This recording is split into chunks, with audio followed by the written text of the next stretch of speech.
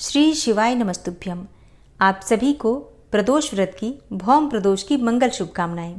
भगवान भोलेनाथ और माता पार्वती की कृपा सदैव आप और आपके समस्त परिवार पर बनी रहे। 4 जून 2024 को ज्येष्ठ मास के कृष्ण पक्ष का प्रदोष व्रत है और जो भक्त मासिक शिवरात्रि का व्रत धारण करते हैं उनकी जानकारी के लिए बता दूं, आज ही मासिक शिवरात्रि का व्रत भी धारण किया जाएगा। तो ये अत्यंत ही श्रेष्ठ और दुर्लभ संयोग आपको प्राप्त हो रहा है जब भगवान भोलेनाथ के दोनों प्रिय व्रत एक ही दिन आपको प्राप्त हो रहे हैं। तो अगर आप प्रदोष का व्रत करते हैं तो भी आपको मासिक शिवरात्रि की पूजा का फल मिल जाएगा और जो भक्त मासिक शिवरात्रि का व्रत धारण करते हैं उन्हें भी प्रदोष व्रत की पूजा का फल मिल जाएगा। और जो भक्त प्रदोष या फिर मासिक शिवरात्रि का व्रत नहीं भी करते हैं उन्हें भी आज के इस शुभ और दुर्लभ संयोग का लाभ अवश्य उठाना चाहिए। विधि विधान से भगवान शिव की पूजा आराधना आज के दिन करने से अनंत गुना पुण्य फल की प्राप्ति होती है और किसी भी प्रकार की आपकी कामना हो, भगवान भोलेनाथ की कृपा जब प्राप्त हो जाती है तो कोई भी कामना पूर्ण होते देर नहीं लगती। तो आज की वीडियो में आप सुनेंगे भौम प्रदोष व्रत की कथा। इसके साथ ही भौम प्रदोष का शुभ मुहूर्त क्या होगा, प्रदोषकालीन पूजा का शुभ मुहूर्त क्या है, मासिक शिवरात्रि की पूजा का शुभ मुहूर्त क्या है और आज सर्वार्थ सिद्धि योग भी लग रहा है, तो कब से कब तक ये सभी मुहूर्त आपको प्राप्त हो रहे हैं, ये सारी जानकारी आपको आज की वीडियो में मैं शेयर करने वाली हूँ। तो वीडियो अच्छी लगे तो लाइक कीजिएगा और पूरी वीडियो ज़रूर देखिएगा। सबसे पहले जानते हैं आज के शुभ मुहूर्त के बारे में। देखिए, त्रयोदशी तिथि प्रारंभ हो जाएगी 4 जून 2024 को रात्रि में 12:18 पर और त्रयोदशी तिथि समाप्त हो रही है 4 जून को ही रात में 10:01 पर। तो 4 जून को भौम प्रदोष का व्रत रखा जाएगा और प्रदोषकालीन पूजा का शुभ मुहूर्त आपको प्राप्त होगा 4 जून की शाम को 6:30 से रात्रि 9 बजे तक। अब बात करें मासिक शिवरात्रि के शुभ मुहूर्त के बारे में तो देखिए, चतुर्दशी तिथि प्रारंभ हो जाएगी 4 जून की रात में 10:01 पर और चतुर्दशी तिथि समाप्त हो रही है 5 जून 2024 को सुबह 7:54 पर। और मासिक शिवरात्रि व्रत में अर्धरात्रि अर्थात निशीतकालीन पूजा का बहुत महत्व होता है। जब निशीत काल में चतुर्दशी तिथि व्याप्त होती है उसी दिन मासिक शिवरात्रि का व्रत रखा जाता है। तो इसके आधार पर 4 जून को ही शिवरात्रि का व्रत भी रखा जाएगा। तो वैसे तो मासिक शिवरात्रि में आप दिन में भी पूजा कर सकते हैं, प्रदोष काल में भी पूजा कर सकते हैं, लेकिन निशीत काल की पूजा बहुत महत्वपूर्ण मानी जाती है। ऐसे में निशीतकालीन पूजा का जो शुभ मुहूर्त आपको प्राप्त होगा वो है रात्रि में 11:59 से 12:40 तक। मतलब 4 जून की ही देर रात्रि में आपको मासिक शिवरात्रि की पूजा करनी है।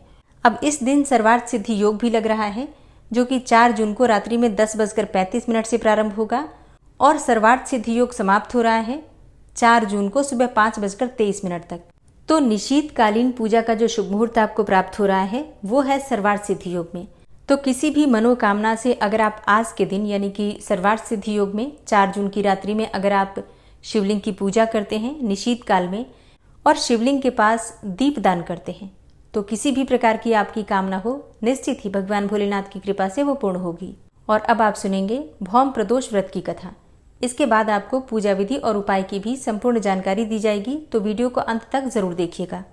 एक नगर में एक वृद्धा रहती थी। उसका एक ही पुत्र था। वृद्धा की हनुमान जी पर गहरी आस्था थी। वह प्रत्येक मंगलवार को नियम पूर्वक व्रत रखकर हनुमान जी की आराधना करती थी। एक बार हनुमान जी ने उसकी श्रद्धा की परीक्षा लेने की सोची। हनुमान जी साधु का वेश धारण करके वृद्धा के घर गए और पुकारने लगे, है कोई हनुमान भक्त जो हमारी इच्छा पूर्ण करे। पुकार सुनकर वृद्धा बाहर आई और बोली, आज्ञा महाराज। हनुमान जी जिन्होंने साधु वेश धारण कर रखा था बोले, मैं भूखा हूँ, भोजन करूँगा, थोड़ी जमीन लीप दे। वृद्धा दुविधा में पड़ गई। अंततः हाथ जोड़कर बोली, महाराज लीपने और मिट्टी खोदने के अतिरिक्त आप कोई दूसरी आज्ञा दें, मैं अवश्य पूर्ण करूंगी। साधु ने 3 बार प्रतिज्ञा कराने के बाद कहा, तू अपने बेटे को बुला, मैं उसकी पीठ पर आग जलाकर भोजन बनाऊंगा। यह सुनकर वृद्धा घबरा गई, परंतु वह प्रतिज्ञाबद्ध थी। उसने अपने पुत्र को बुलाकर साधु के सुपुर्द कर दिया। साधु वेशधारी हनुमान जी ने वृद्धा के हाथों से ही उसके पुत्र को पेट के बल लिटवाया और उसकी पीठ पर आग जलवाई। आग जलाकर दुखी मन से वृद्धा अपने घर में चली गई। इधर भोजन बनाकर साधु ने वृद्धा को बुलाकर कहा, तुम अपने पुत्र को पुकारो ताकि वह भी आकर भोग लगा ले। इस पर वृद्धा बोली, उसका नाम लेकर मुझे और कष्ट न पहुंचाओ।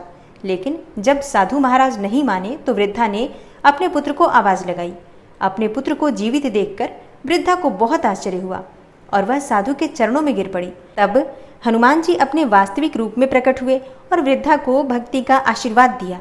प्रेम से बोलिए बजरंगबली हनुमान की जय, भगवान शिव और माता पार्वती की जय। और अब बात करें भौम प्रदोष के उपाय के बारे में। देखिए, अगर आप कर्ज से परेशान हैं, आर्थिक तंगी आपके घर में है, तो आपको आज के दिन भगवान हनुमान जी की पूजा जरूर करनी चाहिए। हनुमान जी का मंदिर आपके घर के आसपास अगर है तो आप दर्शन के लिए अवश्य जाइए। बूंदी के लड्डू हनुमान जी को आज के दिन अर्पित करने से, उन्हें भोग लगाने से और हनुमान जी के मंदिर में चमेली के तेल का चौमुखा दीप प्रज्वलित करने से आपकी हर प्रकार की परेशानी का समाधान हो जाता है।